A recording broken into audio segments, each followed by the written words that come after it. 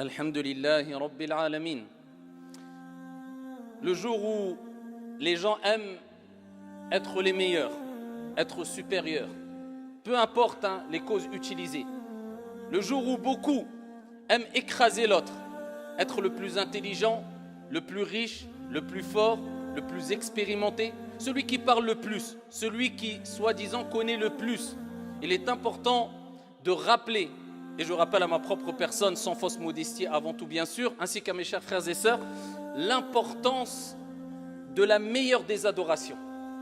Naam, Aïcha radiyallahu anha wa ardaha a appelé la qualité qu'on va citer la meilleure des adorations, comme l'a rapporté Ibn al-Mubarak dans Az-Zuhd et d'autres avec une bonne chaîne de transmission. Aïcha radiyallahu anha wa ardaha a dit la taghfuluna an afdalil ibada. Vous êtes négligent, vous vous détournez, vous ne donnez pas d'importance à la meilleure des adorations, le meilleur acte d'adoration. Et pourquoi pas, alors que cette qualité, cette adoration, eh bien on la retrouve, ou plutôt c'est l'objectif à atteindre à travers d'autres grandes adorations comme on va le voir. De quelle adoration elle parle? Jusqu'à ce que Aïcha a dit c'est la meilleure, et c'est qualitatif et pas quantitatif bien sûr, c'est-à-dire ça fait partie des meilleures, des plus nobles, des plus grandes des adorations. Et elle dit at-tawadu', la modestie. Mais qu'est-ce que vraiment la modestie? Et comment acquérir la modestie? Et quels sont les fruits de la modestie? Et est-ce qu'on a vraiment compris l'importance d'être modeste? Est-ce qu'on est modeste? Est-ce qu'on a donné de l'importance à ce sujet comme il se doit? Comme Aïcha l'a donné, jusqu'à ce qu'elle a dit c'est la meilleure des adorations. C'est ce qu'on va voir bi'idhnillahi azza wa jalla wa billahi tawfiq. Allahu rabbuna huwal ilahu lahu minal asma'i mastafahu al-wahidul hayyu kadhal maliku والملك المالك لا شريك. أيها المباركون, sachez que le prophète sallallahu alayhi wa sallam a mentionné maintes fois cette qualité de at-tawadu' dans des récits prophétiques authentiques. Et c'est lui-même qui a dit man tawada'a lillahi rafa'ah. Allahumma ij'alna minhum. Il dit celui qui agit avec, on revient vers la modestie, rapporté par Muslim. Celui qui agit avec modestie, c'est-à-dire qu'il ne se sent pas supérieur aux autres. Qu'est-ce que c'est que la modestie? On va laisser les pieux, les vertueux nous donner des définitions qui vont nous laisser bouche bée et nous rappeler, voilà la différence entre eux et nous. Illa man rahimallah. Mais d'abord, le prophète alayhi salatu wassalam, qu'a-t-il dit? Man tawada'a lillah rafa'ah. Celui qui agit avec modestie, c'est-à-dire il ne se sent pas supérieur aux autres. Je suis le meilleur. Toi, tu ne connais rien. Même si c'est vrai, c'est possible que ça soit le meilleur dans un domaine. Mais le modeste ne le dit pas. Le modeste ne le montre pas. Le modeste agit toujours avec retenue. Tout simplement parce qu'il sait que c'est ainsi que Dieu va l'élever. Parce que le prophète alayhi salatu wassalam a dit Man tawada'a lillah rafa'ah. Celui qui agit avec retenue, modestie. C'est pas moi je connais tout, non. Il est discret. Il agit avec discrétion. Tu ne le remarques même pas, bien qu'il ait des capacités bien plus élevées que ceux qui sont autour de lui, mais il reste discret. Eh bien, le prophète dit Rafa'a, c'est qui? Rafa'ahu Allah.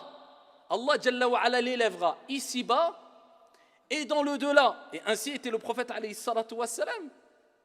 Le prophète sallallahu alayhi wa sallam, c'est celui qui a toujours agi avec modestie. C'est celui qui, quand la personne venait le voir en tremblant, par respect vis-à-vis du prophète alayhi salatu wassalam, il disait calme-toi, calme-toi, je suis juste le fils d'une servante ici qui mangeait de la viande séchée à Médine. Donc c'était quelqu'un de très modeste.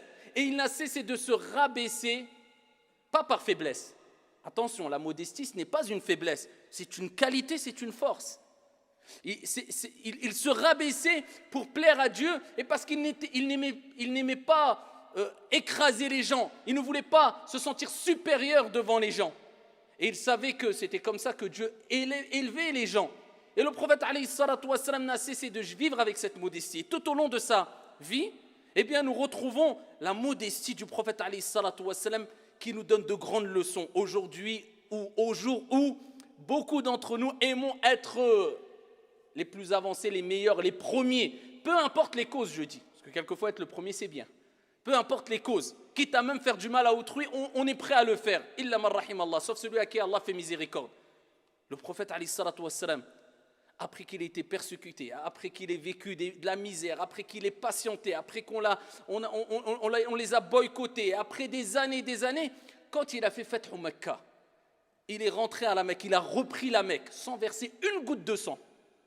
Une goutte de sang, il ne l'a pas versé, de par sa sagesse, de par sa clémence, de par son intelligence, alayhi salatu wassalam. Car quand il agissait, il regardait les conséquences. Résultat, il est revenu reconquérir la Mecque sans verser une goutte de sang en paix. Comment il est venu avec une armée, avec des croyants, des centaines, des milliers. Pensez qu'il est venu en levant la tête et en rabaissant Abu Sufyan et compagnie, qui ont tout fait pour l'écraser. Il a dit, celui qui est dans la maison de Abu Sufyan, fahuwa amin, il est en sécurité. Que ceux qui sont chez eux, femmes, enfants, hommes, ils sont tous en sécurité. Et il est rentré, kama ja'a fi sahih, la tête baissée par humilité vis-à-vis de son Seigneur. Alayhi salatu wassalam. Hana, tu gagnes juste un match de foot avec ton copain, quand tu gagnes, on a l'impression que tu as gagné la finale de la Coupe du Monde. Ah, c'est moi qui je t'ai gagné, akhi. Bien sûr que ça c'est un jeu, c'est un amusement, il n'y a pas de mal, mais pour vous dire, quel aurait été notre comportement si on avait fait Fath Mecca, on serait rentré avec l'armée comme ça, non, il est la tête baissée, par honte, par humilité, par discrétion, par pudeur envers Allah, et pour rappeler, rien ne vient de moi. Il n'y a rien qui vient de moi. Tout vient de toi, ya Allah, par modestie, alayhi salatu wassalam. Et c'est celui qui a dit, man tawada'a lillah rafa'a. Est-ce que ça veut dire que, et attention ici, est-ce que ça veut dire qu'on doit se rabaisser, agir avec modestie, humilité devant les gens, afin que Dieu nous élève sur les autres personnes? Ça, c'est un manque de sincérité. Si tu te rabaisses pour que Dieu t'élève, là, ça va à l'encontre de la modestie. Non, tu te rabaisses pour satisfaire Dieu. Tu te rabaisses pour montrer aux gens, je ne suis pas meilleur que vous. Tu te rabaisses par humilité, par bon comportement. Et ensuite, parmi les fruits, ça sera que Dieu t'élèvera, Inch'Allah. Mais ton objectif, ce n'est pas... non, sinon ça va à l'encontre de la modestie. Il faut faire attention. C'est pas je me rabaisse comme ça, je sais qu'Allah va m'élever devant les gens. Non. Le résultat du prophète, alayhi salatu wassalam, c'est quoi? De la vie, du comportement, de la modestie du prophète, alayhi salatu wassalam. C'est que pendant des centaines, des milliers d'années, jusqu'à la fin des temps, chaque jour, il n'y aura pas une seconde où il n'y a pas un être humain sur la surface de la terre qui ne dira pas Muhammad sallallahu alayhi wa sallam. À chaque moment, à chaque instant de la journée, il y a un endroit dans le monde où on fait al-adhan et on dit Ashhadu anna Muhammadan Rasulullah sallallahu alayhi wa sallam. Man tawada'a lillah rafa'a. Donc toi, ne te dis pas oui mais regarde, ils vont m'écraser. Toi tu le fais pour Dieu. Le reste, c'est Dieu qui s'en occupe. Et c'est pour cela qu'il est important de voir toujours celui qui est en face de toi meilleur que toi. C'est comme ça que réagissaient les pieux et les vertueux. Et c'est eux qui ont donné les meilleures définitions de la modestie. Prenons la parole de Al-Fudayl ibn Iyad, rahimahullah ta'ala. Ils l'ont interrogé sur qu'est-ce que la modestie? Qu'est-ce que l'homme modeste? C'est quoi le modeste? Il dit, c'est de suivre la vérité, de t'y plier, de suivre la vérité après que tu t'es plié à cette vérité. Même si elle vient d'un enfant, même si elle vient d'un enfant ou du pire ou du plus grand des ignorants. Radiyallahu anhum. Regardez comment ils avaient compris la modestie à tawadu'. C'est que quand on te montre la vérité, peu importe, même si c'est un enfant, c'est une vérité, eh bien tu prends la vérité et tu suis cette vérité. Tu vas pas dire, c'est pas un enfant qui va me montrer, c'est pas un ignorant qui va me montrer, c'est pas... Abu Huraira, il est revenu avec quoi? Ayatul Kursi. Ça a été un conseil de qui? Un djinn. Qui, quand vous connaissez la longue qissa dans Al-Bukhari, où il l'a attrapé à plusieurs reprises alors qu'il voulait voler les dates qui appartenaient aux musulmans de zakat, etc. À la fin, il lui a dit, lâche-moi et je te dirai qui je suis. Il a dit, je suis shaitan et je vais te donner une chose qui sera bénéfique. Et c'était quoi? Ayatul Kursi, en lui disant que personne ne récite Ayatul Kursi sans qu'il soit protégé, shayatin, ils prennent la fuite. Le prophète, il a dit, c'est un pervers, un grand menteur, mais il a dit vrai. Le conseil est venu de qui? Du diable. Donc, nous, on prend le conseil. C'est ça l'humilité. Il dit, Al-Fudayl, ou bien du plus grand des ignorants.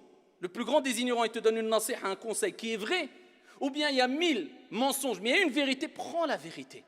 Plie-toi à cette vérité, suis cette vérité. C'est ça le tawadu'. Al-Hassan al-Basri, rahimahullah ta'ala, ils n'arrêtaient pas d'insister pour qu'ils leur disent qu'est-ce que la modestie? Dis-nous qu'est-ce qu'il y a, c'est quoi la définition? Jusqu'à ce qu'il a dit, Al-Hassan al-Basri, vous voulez savoir c'est quoi la modestie? C'est an yakhruja rajulan, c'est que rajulun, qu'un homme sorte de sa maison min baytihi, fala yalqa musliman illa dhanna annahu khayrun minhu, c'est qu'il sorte de chez lui sans rencontrer un seul musulman en se disant il est meilleur que moi. Allah.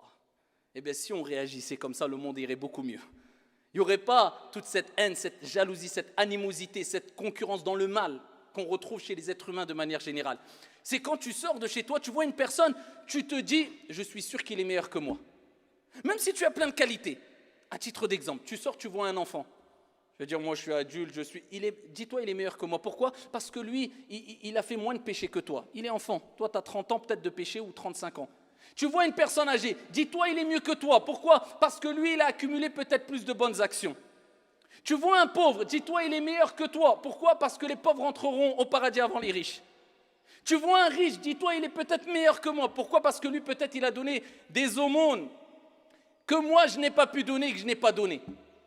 Tu vois, à chaque fois que tu vois quelqu'un qui fait des péchés, dis-toi, il est peut-être meilleur que moi, parce qu'il a ce péché-là, mais il a d'autres qualités que moi, je n'ai pas. Et peut-être son péché va faire qu'il va se repentir, et Dieu aime, Inna Allah yuhibbu at-tawwabin wa yuhibbu al-mutatahhirin. Et Allah aime ceux qui se repentent. Donc il sera meilleur que moi. Ça, c'est la modestie. Tu vas pas dire, moi, je suis meilleur que lui. Bien qu'il y a des moments où le prophète lui-même disait, moi, je suis celui qui craint le plus Allah. Mais ça, c'est des exceptions. C'est pour remettre les choses à leur place quand il y a vraiment intérêt de le faire, sinon il risquerait d'avoir un mal. Mais en règle générale, la modestie. Moi, je ne sais pas. Et après, ça ne relève pas, comme je vous ai déjà dit, comme le Hassan al-Basri et d'autres ont dit, ça ne relève pas de la modestie, le fait de dire devant les gens, ah moi je suis nul, moi je suis pauvre, moi je connais rien. Ça peut-être c'est de la vantardise plutôt que la modestie, pour que les gens disent, oh masha'Allah, il est modeste. Non, faire attention. Et c'est pour ça qu'une qissa rapidement qui me vient à l'esprit, un frère m'a raconté une fois qu'il était sorti avec des frères qui sortent fils sabilillah, et ils ont pris un jeune avec eux. Et le jeune, il venait de commencer, il entendait la parole d'Allah Azza wa Jal, ils lui ont fait da'wah, ils l'ont appelé à l'islam, etc. Et ils l'ont pris avec eux. Et il se dit, je me retrouve avec des gens avec les habits religieux et tout, pour moi c'était des savants. Et ensuite tout le monde se présente. Et chacun disait, moi je suis un tel, etc. Et quand il se présentait, chacun disait, moi je suis votre serviteur, le pauvre, le pécheur, un tel. Moi je suis votre serviteur, le faible, un tel. Donc il se rabaissait quand il se présentait. Lui il s'est dit dans sa tête, Ya Rab, Hadak pour moi c'est un savant. Celui-là c'est un savant, il dit, je suis votre serviteur, le faible, le pauvre, l'ignorant, l'égaré. Moi je vais dire quoi? Et quand ils sont arrivés à lui, ils ont dit, présente-toi, il a dit, moi je suis votre serviteur al-kafir. Je lui dis, je vais dire quoi? Il a dit, je suis votre serviteur, le non-croyant. Ça, c'est pas tawadu'. At-tawadu', c'est dans ton application, dans ton comportement. C'est pas des paroles que tu vas dire pour montrer aux gens, regardez qui je suis rien du tout. Non, c'est un comportement. Et c'est pour cela que il y a une histoire où il est rapporté concernant Ibrahim ibn Adham, rahimahullah ta'ala.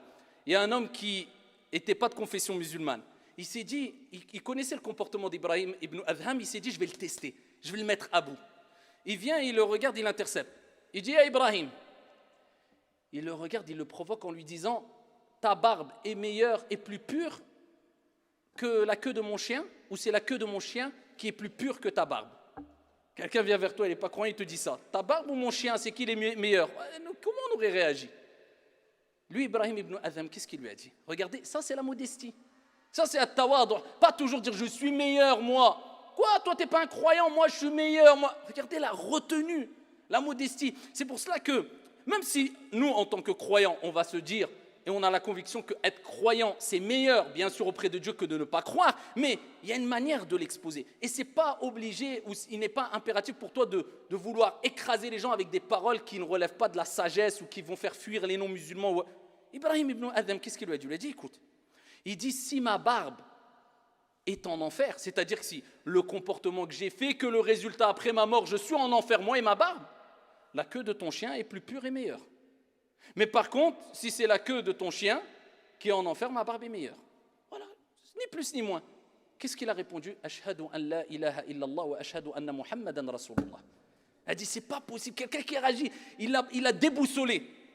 Mais où sommes-nous par rapport à ces comportements? Nous, on est toujours Allahumma la'anhu, Allahumma ati. Dès que quelqu'un fait quelque chose, même contre l'islam, que Dieu le maudisse. Et quand on voit une personne qui était très loin et qui embrasse l'islam, se repent et demande pardon, oh, masha'Allah. Ah ben, c'est pas grâce à tes masha'Allah qu'il est. C'est surtout pas grâce à tes du'a. Hein. Toi, tu étais en train de dire qu'Allah lui coupe son dos, ses bras, c'est avec les du'a qu'on entend. Un peu de modestie, même dans l'invocation, dans le comportement vis-à-vis des autres. Et ça, c'est la retenue qu'avaient ces hommes pieux. Pourquoi? Parce qu'ils savaient que c'était ainsi qu'ils allaient se rapprocher de Dieu et c'était une obéissance vis-à-vis d'Allah. Car le prophète, alayhi salatu wassalam, il dit dans le hadith rapporté par Muslim, regardez ce qu'il dit le prophète. Allah m'a révélé. Le prophète lui-même, rapporté par Muslim. La preuve que ce n'est pas un sujet à prendre à la légère. Dieu m'a révélé que personne ne doit... que vous devez plutôt être modeste au point où personne ne se sente meilleur qu'une autre personne ou qui lui porte un préjudice ou qui lui fasse une injustice. Dieu a révélé au prophète alayhi salatu wassalam que tout le monde doit être modeste jusqu'à ce que les gens ne se sentent pas meilleurs que les autres. Vous imaginez? Ça, c'est le prophète qui dit, Dieu m'a dit ça. Vous devez être modeste pour que vous ne vous disiez pas « je suis meilleur qu'un tel ». Non, on ne te dit pas « je suis meilleur qu'un tel ». Allahu a'lam. Allah Jalla wa ala ya'lamu ma fi qulubikum. Il sait ce qu'il y a dans vos cœurs, dans nos cœurs. On ne sait pas, peut-être la personne a fait une action qui l'a mis au paradis. Peut-être on a fait 1000 des bonnes actions, mais tu as une action qui va faire que tu vas être égaré à jamais. On ne sait pas la retenue, la modestie. Et quand tu vois des conversations pleines de haine, de rage, est-ce que tu penses que ces gens-là appliquent la modestie? Dans les conseils, de la dureté, il n'y a pas de modestie. Donc ils se sont éloignés, et que Dieu nous en préserve, de la meilleure des qualités, la meilleure des ibadah, des adorations, comme Aïcha l'a dit, radiyallahu anha wa ardaha. Et ils savaient que le résultat, c'était le Jannah. Ils savaient que c'était le paradis. Et ils savaient que Dieu a fait l'éloge de ces gens-là. Allah Jalla wa ala dit dans le Coran, wa ibadur rahman. Il les a appelés les serviteurs du miséricordieux. Un des noms qui fait partie des plus grands noms de Dieu. Les serviteurs du miséricordieux. Alladhina yamshuna ala al-ardi hawna. C'est ça. Regardez, même dans la conversation, dans le débat, ils disent ce sont ceux qui marchent sur la terre de manière modeste, posée. Pas en train de gonfler tes pecs, ou alors que si tu as une fièvre, tu vas être allongé en train de dire « Ya Rabbi, guéris-moi s'il te plaît ». On est tous faibles. Parce que tu sais que tu viens d'une goutte. Dieu, pour te rappeler, pour te remettre à ta place, tu viens d'une goutte. Et que tu as été créé nu et que tu vas repartir tout nu sous la terre. Tu peux avoir ce que tu veux, les muscles, tu vas être mangé par doud. Qui que tu sois, tu vas être mangé par les vers dans la terre. Pour te rappeler, attention, reste à ta place. Et lorsqu'ils rencontrent un ignorant, quelqu'un qui les provoque ou autre, c'est-à-dire, ils demandent à Dieu de les préserver de leur mal. Et ils s'en vont noblement, sans rentrer dans la polémique, sans rentrer... Non, ils restent toujours posés. Et Allah subhanahu wa ta'ala, il dit « Tilka al-jannah » Tilka ad-darul akhirah. Il dit c'est cette demeure dernière. Il parle du paradis. Et Dieu nous dit c'est pour qui le paradis? Tilka ad-darul akhirah naj'aluha lilladhina la yuriduna 'uluwan fil ardi wala fasada. Allah il dit cette demeure dernière, le paradis, on l'a préparée, on l'a réservée. Pour qui ya Allah? Pour qui ya Rabb? Il dit pour qui c'est le paradis? Il dit pour ceux qui ne cherchent ni à s'élever sur terre et ni à commettre du mal, de la corruption, de faire des péchés, etc. Allah Jalla wa ala te rappelle que le paradis, c'est pour ces gens-là. Ce n'est pas pour les mutakabbiroun, les orgueilleux. Moi, je suis. Toi, tu es quoi? Un peu de respect, un peu de retenue. Que ça soit avec les grands, que ça soit avec les jeunes, que ça soit le professeur, que ça soit l'enseignant, que ça soit l'élève. Du respect, de la modestie, de la retenue. Surtout quand la personne en face de toi t'a devancé d'un certain rang. Tes parents. C'est pour ça que Dieu il parle particulièrement des parents. Il dit وَاخْفِضْ لَهُمَا جَنَاحَ الذُّلِّ مِنَ الرَّحْمَةِ وَقُلْ رَبِّ ارْحَمْهُمَا كَمَا رَبَّيَانِي صَغِيرًا. Et rabat sur eux l'aile de l'humilité.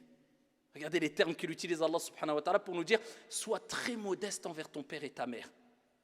Et demande à Dieu, Ya Allah, fais leur miséricorde comme ils m'ont élevé quand j'étais jeune. Donc ici, tu dois agir avec encore plus de modestie et de respect vis-à-vis d'une personne qui a un rang au-dessus de toi. Et le professeur doit agir avec modestie envers ses élèves, l'élève envers le professeur, les parents envers les enfants envers les parents, le jeune envers la personne âgée envers le jeune.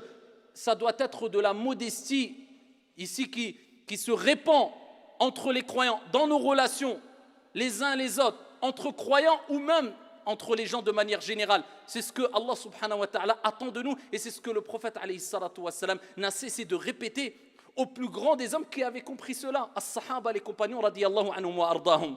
Donc, barakallahu fina wa fikum, retenez cela, que le croyant doit être modeste, doit avoir de la retenue, agir avec discrétion, pas trop se montrer en voulant faire croire que moi je suis là, je suis plus beau, je suis plus grand, je suis plus fort. La retenue, la discrétion est toujours meilleure. هذا وصلوا وسلموا رحمكم الله